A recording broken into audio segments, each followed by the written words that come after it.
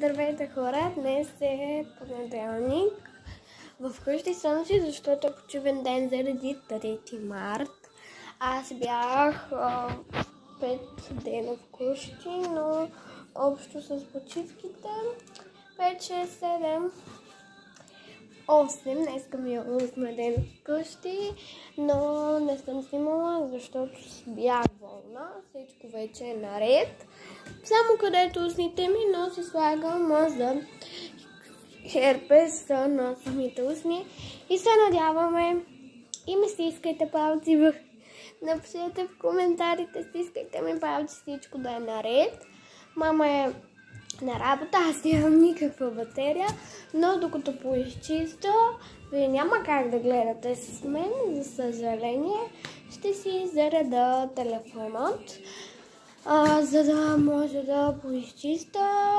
Днес имам, според мен имам днеска много работа, защото искам да изчиста всичко, туалетката, да я изчиста от долу до горе, хайде така да го кажа, да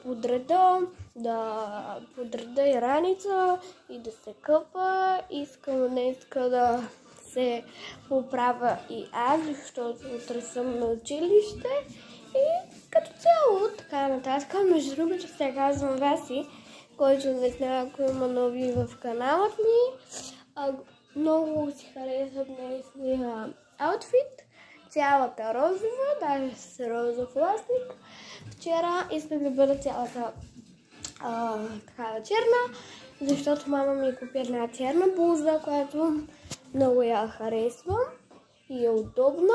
После трябва да се извърша и маратонките. Имам днеска много работа. Искам и се даже по-късно да излезна навън.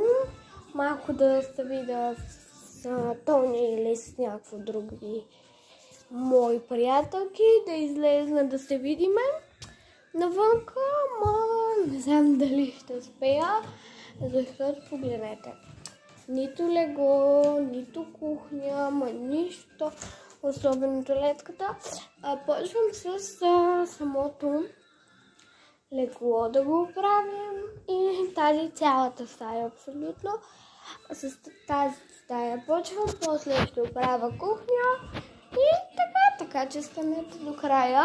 Аз си слагам телефона да се зарежда и до после. Обичам ви!